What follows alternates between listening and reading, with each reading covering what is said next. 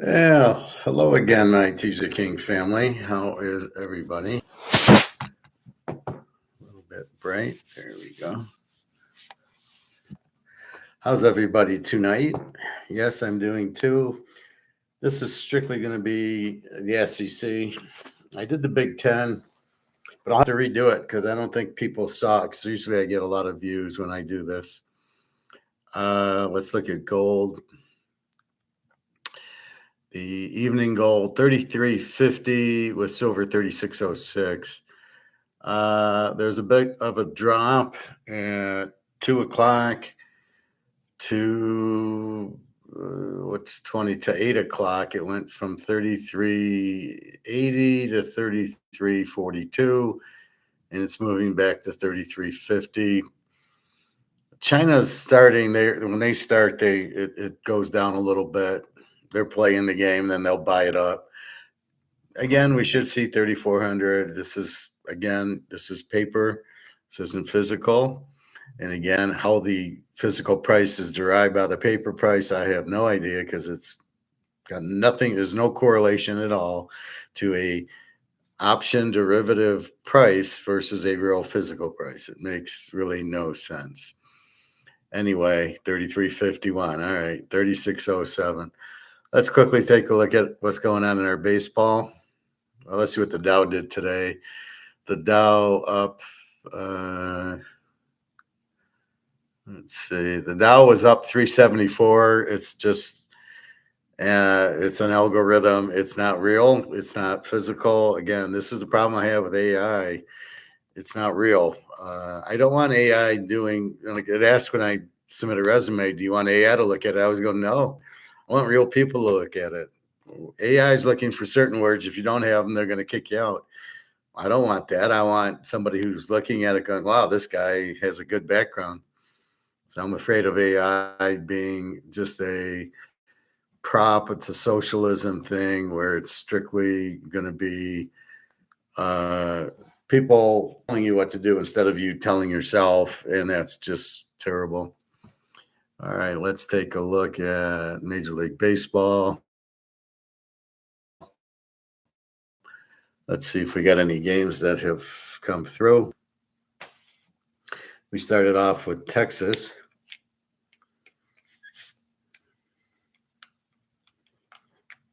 against Baltimore, and Baltimore wins 6-0. But it wasn't a bet. Atlanta over 8.5. Atlanta goes under 3-2. Spencer Swallenbarger, Paul Blackburn. Paul Blackburn with the 6.62 ERA holds Atlanta to probably 2 runs.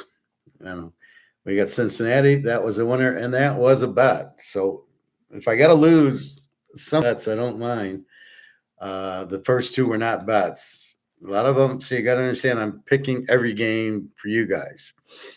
But I'm not betting every game, and I'm telling you the 2-3 units that I'm betting. So the bet wins Cincinnati. I then play Seattle, and they win 11-2. So now I'm 2-2. The Cardinals and the Cubbies. I have the Cubs over 8.5. That wins. They played 10. So I'm getting hot on my picks. We got Pitt under 8.5. It's 5-4 in the bottom of the 8th, so that's a loser. We played the White Sox. They're down 10-0. That not a good one. Boston over 9 is 5-3 in the top of the second. I'm going to say that's a winner because I'm over 9, and we're at 8 in the second inning. And Washington, San Diego, I got San Diego. There's no score in the middle of the third. So that's baseball. Not bad. I made 3 bets. I hit Cincinnati. I hit the Cubs over 8.5. We got Boston over 9, and they scored 8 in the second inning already. So hopefully that's 3-0, and that's what matters. Now I cannot bet. I can say I don't want to bet. I don't like this game and just not play it. But I'm trying to differentiate it and say, look, this is how I like this game, but I don't really like it a lot. I have no confidence. This game I really like. That's the 2-unit or 3-unit. Hi, David. How are you? Well, I did a show earlier. This is on the SEC, but we might as well touch gold and baseball as we always do because that's what everybody's into. OKC won it. Indiana best player got hurt. Right. Well, it's like football. You bet KC Mahomes gets hurt. What are you supposed to do? You can't predict he's going to get hurt. This is why I don't bet huge in football because of the injuries. I take my money, I'll bet 2,000, I'll bet 3,000, but I won't bet 20,000. You've got to be careful on it, even though it's a lock, and I have locks a lot. I still won't bet the lock because it's football and because of injuries. I will still. That's why I just want to get the win, increase the bankroll, because I know there's injuries. That's part of the game. Not necessarily in basketball. The guy was injured but played in Game 6. So I'm surprised he got injured, that he was healthy in Game 7 and didn't, but maybe he wasn't really healthy and he tried to play it. I think it would have been better if he didn't play. If he was just out, I think Indy has a much better chance. But when the guy gets hurt during the game, I turned it on in the third quarter, and it was Indy hit 2 threes to tie it. Then OKC hit 3 threes to go up 9, and I turned it off because then I'm a bad luck charm. Anyway, so that's what's going on in baseball. That's what's going on in gold. Gold's just playing games. It's just bullshit. It's all options, so it's all paper. And the real thing is, how do they price physical with the paper thing? That's why it's a lock. That's why I tell us to buy it, buy it, buy it. Same thing with silver. It's not real. They're just options that are lowering the price, their paper price, which is totally diluted. How does that become the physical price? It's insanity. So I'm taking advantage, and I'm having you take advantage of buying as much physical as you can, because you can't lose, because this is paper. This is not physical. It's like ETFs. Don't buy ETFs. They're paper. They're bullshit. And so are the stocks. Be careful of the stocks. I know they're undervalued, but I wouldn't fuck around with the stocks. And that's it. David, what do you think of all this stuff with Iran? I don't have a clue what it's about. I think Israel runs our government. They're behind 9/11, Israel, to steal the gold. They were the ones who did it. I heard that, and I didn't put 2 and 2 together. I go, why would Israel be involved? Now, after finding out Israel runs our government, I said, now I understand why they did it. Bush had no clue. He was clueless. Oh, yeah. We don't have any F-17s or F-14s or whatever, the stealths in New York flying around. After the first one's done, we just let a second plane hit it. Really? Yeah, that didn't look too staged. So, yeah, I think Israel's behind it. I don't really get it. It's just the defense contractors wanting a war so they can sell weapons to both sides. I mean, that's what you got with Russia and the Ukraine. Good news on my friend Daria. Her daughter got sick and had to be in the hospital, and she's getting much better, and I think she'll be home Friday. And the thing in Russia, they don't really charge for the hotel. They charge if you need antibiotics or the anesthesia or something. But generally, if you go to the hospital, there's no charge. It's on Putin. So that's one good thing about Russia, right? And low taxes too. High inflation, but low taxes. So I don't understand the logic of it, except for we're helping Israel. I don't understand any of these wars. This war has got to be about oil. That's it. They can block the Strait of Hormuz, and we're all fucked, because the oil from Saudi Arabia goes out the Strait of Hormuz into the, I guess, the Atlantic or the Mediterranean. But there's a little narrow strip, and if they cut that off, everybody's fucked. So all the Saudi oil can't go there. So I think they can go out the other way, but it would take twice as long. So I don't like it. I don't see the reason. I'm shocked we're there. I'm shocked we're actually fighting, because we don't have any military. So this is really ridiculous. It's the same thing with Ukraine and Russia. We're basically fighting Russia. Why? What is the point? Russia's in the war because they don't want anybody going, in NATO, which is going to be dissolved because that's worthless. So I don't understand any of these wars. According to the CIA, it's if you're in a recession, you go to war because then people order arms and the defense contractors can make money selling the weapons, and it's bullshit. It doesn't make any money. Who pays the defense contractors? We got to print the money to pay them. Hardly seems like it's a logical thing where you go to war for it. So they're wrong on that. They don't understand it. Most of the government are Keynesians or macroeconomics, and they don't understand anything about what we teach here: Austrian economics and free markets and Adam Smith and gold and silver. It's just over their heads, or they don't know, or they don't care, and they're stealing all the money anyway that they print. So really don't like it. All right. So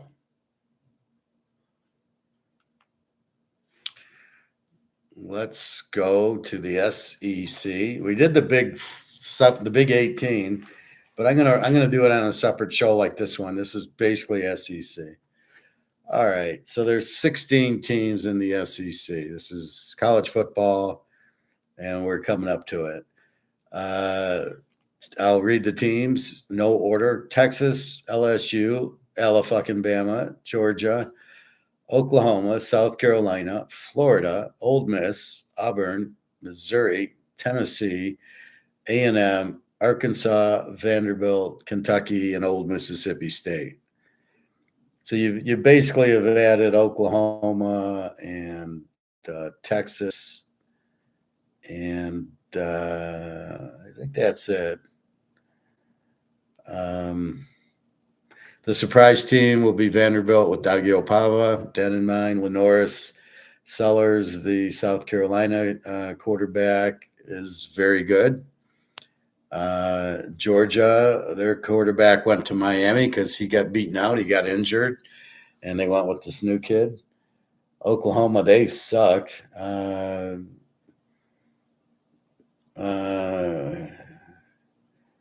in big trouble.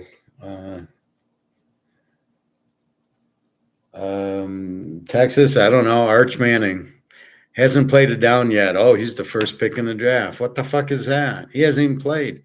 He played 5 or 6 snaps when Ewers got hurt last year, and he did nothing.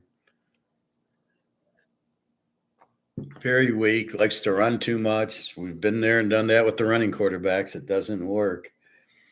So I'm going to read, well, I don't know if I should. Well, we'll look at he's got good news, bad news. So the players coming back and who he lost. Well, let's just look at the good news. Texas, Heisman, Arch Manning, bullshit. Horns replaced nearly all their offensive production along with both starting offensive tackles. Okay, who cares? I mean, because you have second stringers, right? You have a bunch in college linemen. You got 20 linemen, so you got the starters. They get hurt all the time. So I don't think that's much news. LSU Tigers are all in on a playoff run after landing the SEC's deepest portal hole. So LSU, Bobby, if you're out there, LSU won the College World Series. Bobby, did you play in that one? You probably played for LSU, if I know you. LSU has lost 5 straight season openers and plays Clemson. Clemson is not as bad as I thought. The quarterback's good. The defensive line seems to be good, and I don't know after that. Alabama starting with Ryan Williams, the young receiver, so they can catch the ball. Do they have a quarterback? Tide will feel absence of local leaders. Who cares? So this goes on to DeBoer, a great coach, great offensive coach, made Penix, should have been a number 1 draft pick. But we see how good Penix is. DeBoer did that. Now, they lost Milrose. I can't believe Seattle drafted Milrose. What a incredibly stupid thing. So you have a good receiver. Do you have a good quarterback to throw the ball to? I don't know. It's not telling me that they picked up anybody in the portal, but we know they did. When we get to the actual teams, we'll read that. Georgia, our favorites. Explosive additions include Branch, USC, and Thomas A&M. I don't know what that means. Are they receivers, running backs, or defensive players? O-line is a work in progress at best. Bulldogs replaced 3 first-round defensively. Well, they've been doing that the last 5 years. Oklahoma, Brent Venables retooled the league's thinnest wide receiver group with major portal additions. This is very risky. This is not good news, these portal. First of all, you don't know what you got. They come from different systems. So let's say an Alabama receiver goes to Florida. Well, he's got to learn the whole offense, and he's got to run a different offense than they ran there. He's got to get the timing down with the quarterback and the running backs. This is not very easy to replace people with portal guys. All right, you did it with Dylan Gabriel, and you did it with Bo Nix. Okay, but that similar offenses, but you can't always do that. That could have a problem at Florida. Joey Aguilar should be very good at Tennessee. But let's read on. South Carolina, Lenoris Sellers looks to build on 2024's super hot fish. He's a very strong running quarterback, but he's very accurate. He's very big. He's like 6'6", 260, and he's a running quarterback. David, what do you think of this transfer portal? I don't like the transfer portal. I think if you commit, if I'm a good football player and I commit 4 years at Michigan, and I sign the contract, and they're going to pay my school and my dorm and my food and all my education, that's a contract. I have to honor that contract. I don't like that. Oh, well, I don't like the coach or the offensive coordinator, so I'm going to transfer to Ohio State. I don't like that. That's ridiculous. You've signed a letter to commit. I assume it's for 4 years. And just because you don't like the coach or you're not a starter, you're a second teamer, I think it hurts the players because they think, oh, I'll just go to another school and I'll start there because I'm not good enough. This happened to a lot of USC quarterbacks. They got beat out when Lincoln Riley moved to SC. All the quarterbacks transferred because they couldn't beat out Caleb for some reason. And so I think that's what happens is you're just you're running away, basically. In other words, instead of screw it, I'm going to beat out the quarterback, you quit and run away. And any player that does that, I don't think is any good. You shouldn't transfer because you're beat out. So I don't really like it. I don't, and especially if they're paying these players. This is not professional. This is amateur. I'm sorry. This is not the NFL. I don't know how much money you're paying the guys, but it's bullshit. They're getting a $150,000 education, room and board. We're telling you $30,000-$40,000 for 4 years. So I don't like it. You're already doing it, and this is not professional. And the pros got to be pissed off because guys aren't going into the draft because they're getting $5 million to stay in college. But you need to develop that. So you're taking that out of it. I don't like it at all. It is not what it should be. It should be, look at Archie Griffin. He played 4 years at Ohio State, won 2 Heisman trophies in the 70s. Well, if this was going on, I don't know that he would have transferred because Woody Hayes would have beat the shit out of him. But maybe, he couldn't even go into the draft. Maybe he goes into the draft as a senior. Is he going to change and transfer to Florida State or USC? I don't think so. You'd have lost Ricky Bell because he was a backup, or Charles White played as a freshman at USC. These guys were backups. I mean, they couldn't even make the team. But it made them a better team. It made them better players. So I don't really like this. I'm into free agency and I'm into freedom, but professionally, if I don't like Tenneco and I want to go to Hurley, I go. Right. I go. They make me an offer and I leave. That's fine. This is different. This is amateur. This is school. And the problem I have is you're really there for an education. You're playing football. I could have made the golf team where I went, but I'm there for class. I'm there for my degree. I got a business degree, but I wouldn't, that's why I went to the college. I didn't go for the golf team. Right. So it's a big difference not going for the golf team and going there. But basically, this is for college. This is getting all screwed up. They're missing the point. This is to get an education. This is not to play football in a bidding war and go do that. I'm sorry, I don't buy that. So I really don't like it, David. Maybe if you're injured, like Cam Rising, he could have went, or Van Dyke hurt his knee, and you lose your spot, maybe. But I think you sign with the team. You got to play for that team. You start dating a girl and you see another girl and you transfer to her, and both girls beat you up because the one who you left isn't going to take you back, and the one you went to doesn't like that you left the other girl. Anyway, don't really like it. Okay, Florida. DJ Langway is an unexpected superstar under center thanks to top-end targets. This guy is not a superstar at all, Langway. Gators watched edge rusher Jack Pyburn leave for LSU. See, that's what I don't like. So their edge rusher, Jack Pyburn, goes to LSU. Well, wait a minute. Florida loses an asset that they don't recover. Now they can go into the portal and get some guy from LSU, but it's not the same value. That's one of the things I don't like.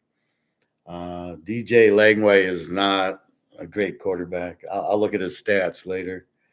Ole Miss, Rebels are confident Austin Simmons is ready to step up at quarterback. Now, remember, they lost Jackson Dart, who was there for about 5 years. A transfer-laden secondary could be a weakness if Rebels fail to recap it up front. So last year they got a very good defensive ends, and they shut down everybody. They had a 12 defense. Now, apparently they didn't get it, and apparently they're starting a new quarterback, so I would stay off of Ole Miss. Auburn, Hugh Freeze's team has the SEC's most talented wide receiver group, but Hugh Freeze is has a running offense. Remember when they beat Auburn and went to the title game, they had that fancy dancy running offense with a little bit of passing. So I don't care. I mean, how talented is the receiver? How hard is it to catch the pass? If inconsistency conservatives for transfer quarterback Jackson Arnold, Jackson Arnold stinks. He was at Oklahoma last year and he sucked, and he got pulled after 3 or 4 games. So if this is, why would you get this guy? Did you not watch Oklahoma suck with Jackson Arnold? Wow, that's like not seeing Fields at the Bears or Daniel Jones at the Giants and saying this guy sucks. I mean, wow. Missouri, Penn State transfer quarterback Bo Pribia looked the part during the spring. What does that fucking mean? Yeah, in shorts and a t-shirt, he looks the part. Meanwhile, he couldn't start at Penn State, so he's not very good. Tigers are headed into battle with 3 new starters along the offensive line. So we're going to stay away from Missouri. Bo Pribia from Penn State, forget about him. If you can't beat out their starter, Drew Allard, how good can he be? So he's not that good. So I would tend to lay away from Missouri. I can't believe they don't have a better quarterback. This and Auburn with Jackson Arnold. Now, he might be good for Hugh Freeze because he is a running quarterback. And that's the style the offense that he does run. But as a quarterback, he's terrible. Tennessee, the Vols retained defensive coordinator Tim Banks, welcomes back 8 starters off the unit. Tennessee's okay. Running back Dylan Sampson's now in the NFL. He was good. The quarterback left, but they're not talking about Joey Aguilar, who's excellent. He was at Appalachian State, who was very good. So they got a much better quarterback than Nico Amalalalala. I play dodgeball or volleyball, dodgeball, whatever. So Tennessee's going to be very good offensively. Texas A&M veteran offensive line brings back 5 starters to protect Marcel Reed and open holes for Levon Moss. Never heard of either of them. Pass rush gone are Shamar Stewart and Nick Scroton. So who the hell's Marcel Reed? I think I remember him. He was a freshman last year. I don't know. Texas A&M always underperforms. They're not a very strategic offense. It's not Bill Walsh and Joe Montana, and he could beat you with 5 high school receivers because they could get open. They don't show me that at A&M. Arkansas dual threat quarterback Taylor Green is Bobby Petrino's not so secret weapon. Him I remember. He's okay. He wasn't great. He'd have good games and bad, but we'll see how he is this year. Lost 3 returning starters to Ole Miss in the portal, including standard tight end Luke Haas. Who cares? Vanderbilt, it's Daggio Pavo. Daggio Pavo should be the first quarterback taken because he is a winner. He fucking won at New Mexico State. They won like 11 games. Last year he upsets Alabama, loses to Texas by 3. With Vanderbilt, he did it all by himself. This guy's a great quarterback. They'll probably say he's too small, but if I was a team in the NFL, need a quarterback, this is my first pick. He's a winner. That's what we look for. He's a winner. Vanderbilt was forced to rebuild its offensive line through the portal. Who cares? Kentucky, Mark Stoops may be able to lean on his offensive line a bit this fall. That's pretty sad. Their quarterbacks have sucked. Will Levis and whoever he had last year. Wildcats lost playmaking duo Barian Brown and Dane Key. I don't know what that means. So they're usually a defensive team. We'll see. Mississippi State senior quarterback Blake Shapen is back from injury after missing most of 2020. I think he's a Texas Tech guy or a TCU guy. He's decent, not great. More than 24 players left the program this offseason. That's the problem you're talking about, David, with the portal.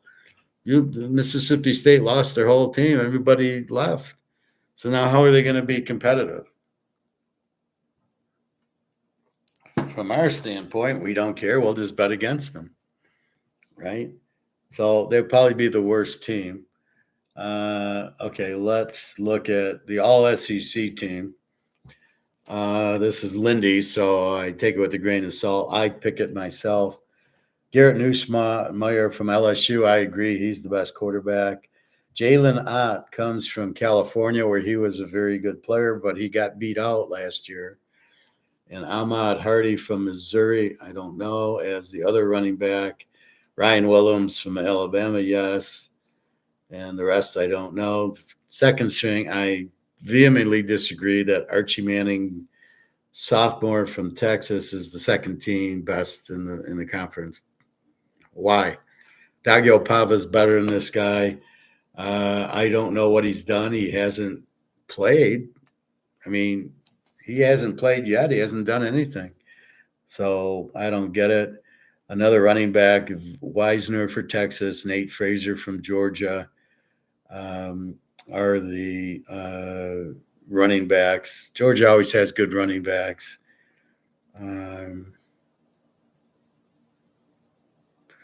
Third string, Lenora Sellers from South Carolina. He's much better than Archie Manning, but he's not better than Pavia. Levon Moss, senior out of A&M, and Durham, from a sophomore from LSU, are the third string running backs. Aaron Anderson, a junior from LSU, is a wide receiver. Look for LSU to light it up. That's one thing that the coach does. Now Alabama has another wide receiver, which I doubt because you're going to throw the ball to the kid all the time. Defensively, really, we're not going to know too many names. Surprising here is Alabama on the first team defense doesn't have anybody. It's Texas has 2, LSU has 2. Well, LSU is going to be wicked. Georgia only has 1. That's surprising. Texas has 3. No, Texas won. Yeah, three guys: a D lineman, a linebacker, and a secondary guy. Second team, here's a Georgia guy. There's a Georgia guy. Um, some Old Miss. There's the first Alabama guy, a defensive lineman, and a linebacker. Georgia's got another linebacker and a defensive lineman and a punter. And then the third string, it's LSU's got another guy. Um, Georgia's got two DBs on the third string, and LA fucking Bama's got nobody. So what I take from this is I used to look at Michigan and they'd have nobody on the All Big Ten team, and then you'd see they sucked. And Ohio State, the whole team was Ohio State, and you always wondered how's Ohio State keep beating Michigan when Michigan doesn't have any players. So we see a lot of LSU, and well, they got three on the first three teams, but it's hard when you got 16 teams. You got Alabama and LSU and Georgia. How many you got? There's some Texas. There's a couple from Auburn or South Carolina. Best quarterback, Garrett Nussmeier. Arch Manning, front runner for the Heisman, and he's done nothing. This is what pisses me off because he's obviously hasn't done shit. He's not as good as Dagiapava, so why the fuck is he front runner for the Heisman? Because his name's Arch Manning. That's the same reason as Prime Junior, and he's on Cleveland. He should be the starter in the in the Super Bowl because he's Prime Junior with his racing tickets. So how good's he going to be when the games are on the line and he cheats, right? He wants the speed. Let's see. Lenore Seller, limited potential with room to develop. Oh, this is top NFL draft. Oh, well, who knows? That's such a bad thing. SEC recruiting, I don't care about. All right.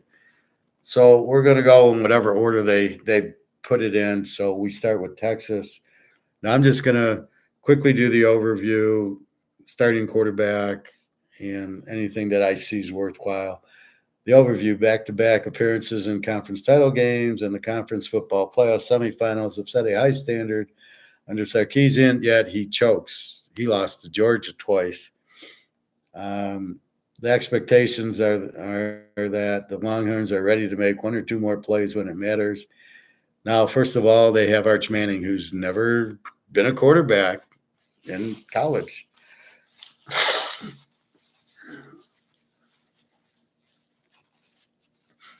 Archie, we know, was a choke, or Peyton was a choke. Archie was a choke. Played for New Orleans. He was terrible. We've got Sarkisian there, 38, 17, and 5. I don't know who these coordinators are. They got a good wide receiver, DeAndre Moore, guards, linebackers, whatever. Primary strength, overall talent, and program depth. Sarkisian has recruited well, retained talent in a transitionary college, but effectively addressed remaining needs through the portal. So again, this is where the porthole comes in. You just don't know.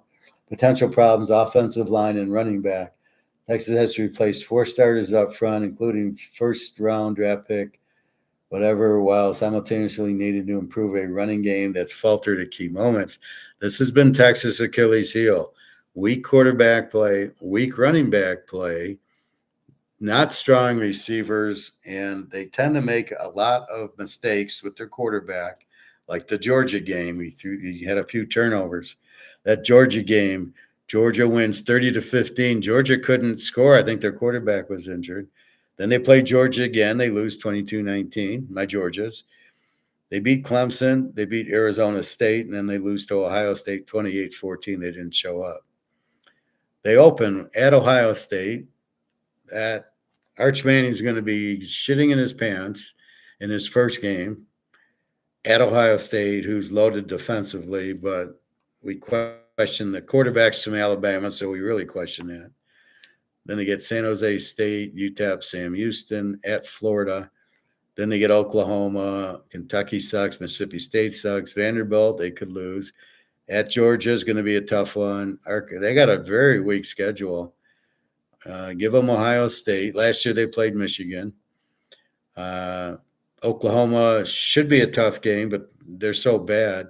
Kentucky stinks. Mississippi State stinks. Vanderbilt can beat them. Vanderbilt lost 27-24 last year. At Georgia, that's a loss. Arkansas and A&M. I mean, they got such an easy schedule. I mean, no Alabama, no Ole Miss, no Tennessee. I mean, this is a joke. You got at Georgia, really, and the Oklahoma game at Florida, but Florida's not that good. And you open at Ohio State with a new quarterback. So very weak schedule here. Scoring offense last year, 33 game, passed for 278, ran for 158. Scoring defense, 15 a game, which you think's good, except for they gave up 28 to Ohio State, 31 to my Arizona State team, which I love. Clemson, 24, 22 to Georgia, 24 to Vandy, 30 to Georgia, and they were beating UTSA and UL Monroe. And if they played UTSA this year, they'd struggle because McCown's turned into a really good quarterback for UTSA. So the big game against Ohio State, it's probably, I would bet it under. You have no quarterback on either side. You have a freshman from Alabama who they always suck, and you got Arch Manning who has no line, no running. Ohio State's going to tee off on him. Probably some defensive touchdowns at Ohio State. This game will be 17-13. Let me see. What is the total on that game? Ohio State. I'll start marking the quarterbacks in on my sheet. So I have a spot for quarterbacks. And basically I'm saying, are they new or are they returning? So now I know both of these are new. Ohio State is 3-50. In a teaser, we go under 56. That could be a lot. Where are you going to get points? You got two strong defenses. You have very weak offenses. Ohio State lost both running backs and the quarterback and the offensive coordinator. Texas lost their quarterback, their running backs, and most of their offensive line. This is going to be just, if you can kick field goals. This is going to be defense setting it up or a punt return or something. This is going to be very low scoring. You don't have the quarterbacks to get a high-scoring game. That's always the key in a high-scoring game. You must have explosive offenses, which you don't have. All right, so that's Texas. I don't see them being that good, but they do have a weak schedule. But our Vanderbilt and Georgia can get them, and Ohio State probably. LSU, Brian Kelly, he's there, 29-11, 3 years. Overview, this is trying to be LSU's year, and the Tigers would do well not to stumble out of the gate for a change. They have lost their last 5 season openers and have generally lost any margin for error by also losing an SEC game by mid-October. Well, that's because of a killer schedule. If they're going to make the national waves they expect, they're going to need to mesh the transfers into the lineup for the opener. And that's the problem with the transfer portal. So forget everything I said about pro and changing. Football, the line, you can get all the individuals you want. It's 5 guys got to play as a unit. And if they don't, and if you bring in a bunch of transfer guys who have never played together, you just don't start playing together. It's like baseball when you're let's say you're I would play shortstop. Well, I would know how far over I needed to go for third base or for second base, or I'm covering the bag for the double play, or if I go out to the outfield to catch a fly, my left fielder would know I'm going to catch it. I always learned from football. If I was playing shortstop and there's a pop-up or fly ball to the left, I would just do a Jerry Rice. I'd locate the ball and I'd go like I was playing football, and I'd have my hands over and I'd see the ball and I'd catch it. And it was simple. It was like catching a football. I never understood the problem with the over-the-shoulder catch. It's very, very easy, and yet they make a big deal. Oh, my God. And I'm like, That was the easiest pop up you could catch. It's easier than right in front of you. So I never understood that. Anyway, you've got to have your line meshing. You can't just move guys in and out. That's why when you get the injuries in the pros, it's not that easy. Like the Lions, they're going to struggle with this. The new center can't just walk in and play center. It doesn't work. He doesn't know what the guards are going to do and the tackles and where they're going to run. He doesn't know where his running backs are going to go. That's the problem with it. All right. Quarterback Aaron Neusmeyer is a senior. I didn't say on Arch Manning because we knew he was a sophomore. Wade pointed that out. Durham, some running back, is a sophomore, and he's returning. A wide receiver, Anderson. So they should have some offense. So this should be a better year. They didn't make the playoff last year. Let's look. They lost to USC, which was disgusting last year. Neusmeyer's back. He was 337 out of 525, 29 touchdowns, 12 picks, 4,000 yards. Very weak. He should have at least 35 to 40 touchdowns for LSU, Joe Burrow. Joe Burrow had like 50-something. Of course, you did have Chase and Jefferson to throw the ball to. That's just unbelievable. This Anderson caught 61 balls for 884, Lacey 58 for 866, and running Durham only had 753. So that was the problem. It was more passing. Let's look at they open at Clemson. They've got Tech, Florida, Southeast Louisiana, Ole Miss, South Carolina. That'll be tough. Vanderbilt will be tough. A&M, at Alabama, which is always a war. Arkansas, Washington, Kentucky, and at Oklahoma. So their biggest problem is going to be that week one with Clemson, who's a little bit better, and South Carolina with the Norris, Vanderbilt with Daggio, at Alabama. At Oklahoma shouldn't be anything. Maybe they'll be a little bit better this year. I don't like the coach at all. Venables, I didn't understand the hire, and I don't understand why he's still there. You have all the name and all the talent at Oklahoma, and you suck. What did they lost 4 games last year? No, that's LSU. We'll see what Oklahoma did. So I look for a big year. You've got a good quarterback. He's in the system, and it's a good offense that Brian Kelly runs. And so I don't see a point. They scored 30 points a game, gave up 24. Look for the defense to get a little better and the offense to be a little better. And again, I don't know the coach. Joe Sloan, is he still there?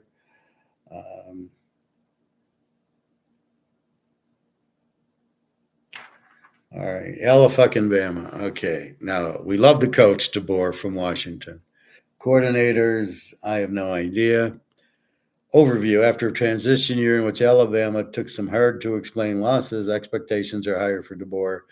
Year 2, Alabama aura of invincibility might be gone. Yes, it is, but the roster has stars at every level. And throw in some fuel after missing the playoffs, and the Tide can be dangerous as anyone. Only if they have the defense. Let's look at their defense. Saban having major influence over Alabama's defense. Change arrived last year when DeBoer hired South Alabama head coach. South Alabama, this is the guy you're replacing Nick Saban with. The secondary experienced heavy turnover in the transition. The loss of super safety Caleb Downs has lasted ramifications, but is now considered a strength of Womack's 4-2-5 deal. I hate the 4-2-5.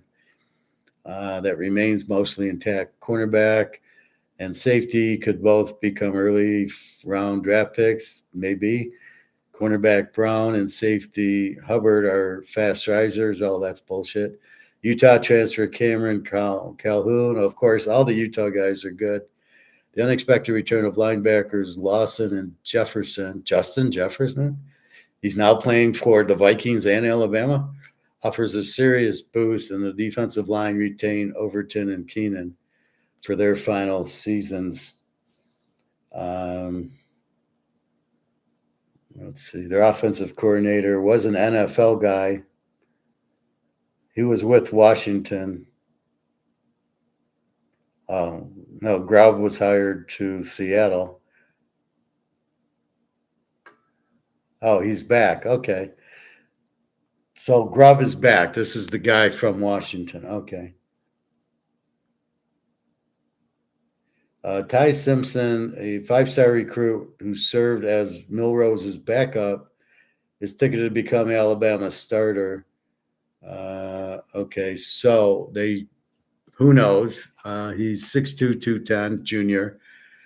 This is where DeBoer will make him a good quarterback. They've got good Jam Miller, good running back.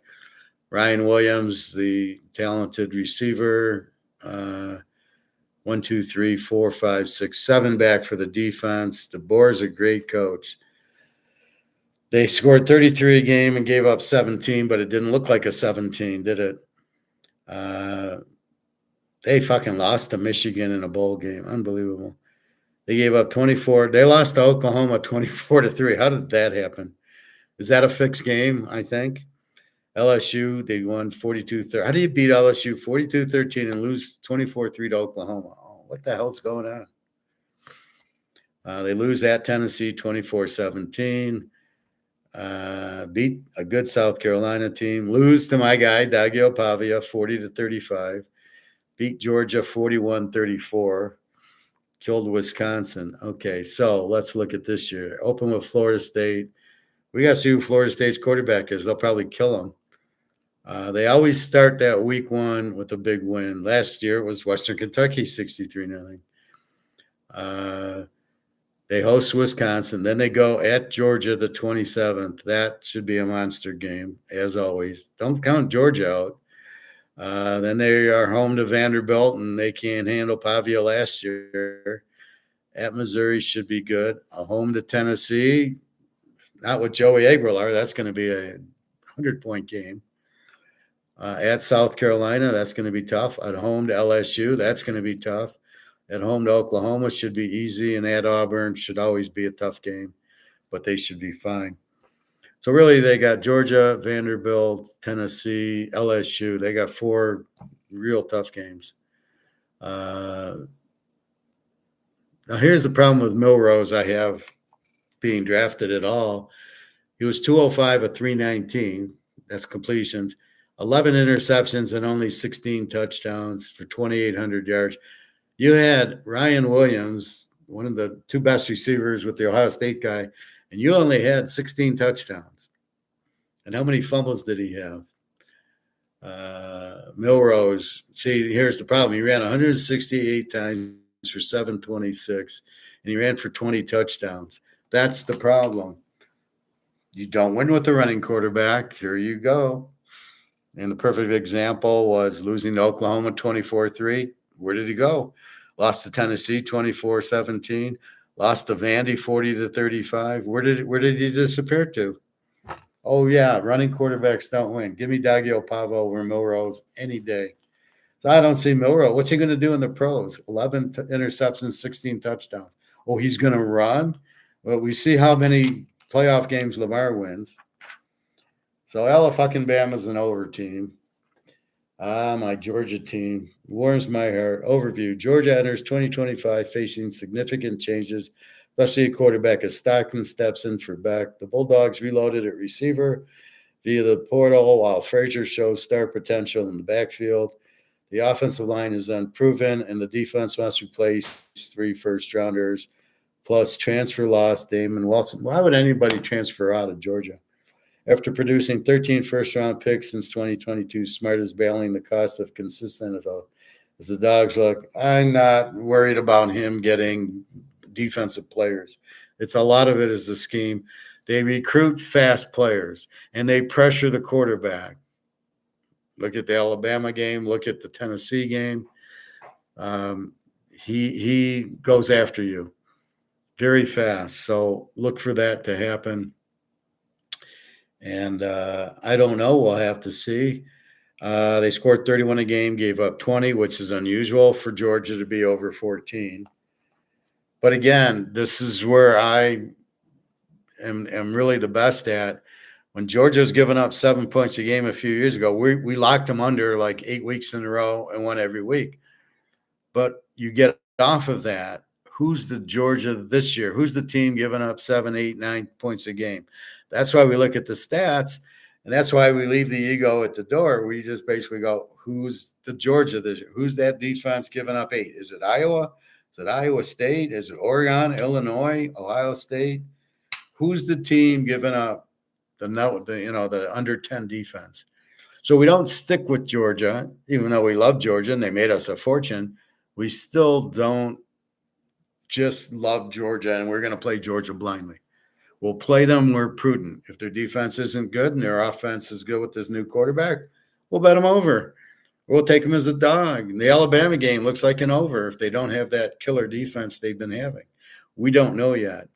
So Gunnar Stockton played last year. He's a junior. He was 45 of 64 and what he played in the playoff game. 1 touchdown, 1 pick, 440. Nate Frazier was their leading ball carrier with 671 yards. Etnine was there, but he got hurt. So we'll see. All right. So Stockton's a new quarterback, junior, but he played last year. He's used to the offense. He seemed pretty good, but we're not sure. Good running back. 1, 2, 3, 4, 5 back on offense. Stockton, I guess you could call it. And only 3 back on defense. So we're going to have to really look at the defense. Okay, they open with Marshall. And I think they're 40-point favorites. And I'm like, it's a shake my head moment, Bobby. Georgia, 40 points with the 54 over under. We'll have to read Marshall, but right now I'm like, this is an over bet. And I don't know that they're going to cover 40 because this defense, I'm not sure what we're going to get. And I'm not sure what we're going to get offensively. So we got to see what's going on. Mike Bobo is the offensive coordinator, is very good. He was a quarterback. He'll get them points. So they'll be more explosive. So they open at Marshall, Austin Peay. Go to Tennessee, and then week off, Alabama at home. Kentucky sucks. Auburn sucks. Ole Miss sucks. Versus Florida, always at the Gator Bowl.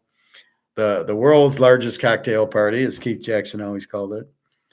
At Mississippi State sucks. Then they get Texas, Charlotte, who stinks, and Georgia Tech with, if they have Haynes King, look out. They almost beat them last year. 8 overtimes. It was 44-42. Georgia beat Georgia Tech last year. Georgia Tech can play with you. It's King, it's Pavia. Those are the quarterbacks that oh no, it's Arch Manning. Oh no, it's King and Pavia who we want to bet on. They're the winners. And that's the key to it. But popularity, they're not. But we want to bet on them. So Tennessee and Alabama and Texas, they got 3 hard games. I would expect them to beat Marshall, but I'm not sure if Marshall transferred all their players. I know they had a good team last year. This is the problem as you're talking, David. The Marshalls, the Bowling Greens, the Ohios, how do they look? Because they're playing, nobody's transferring to them, but their good players transfer out. And this is the problem with college football right now. So look for Georgia. We'll see how strong they are. I expect them to be strong defensively, like always. Offensively, with Mike Bobo, I think they'll be okay. They'll probably be an A team like normal. But again, we'll see them at Tennessee and Alabama. We'll know after the Alabama game. All right, Oklahoma. This is a train wreck. Brent Venables is 22-17 in 3 years. You had Barry Switzer was like 30-1 after 3 years, or Bud Wilkerson was probably 45-2 after 4 years or something. This guy's 22-17. Why are they keeping him?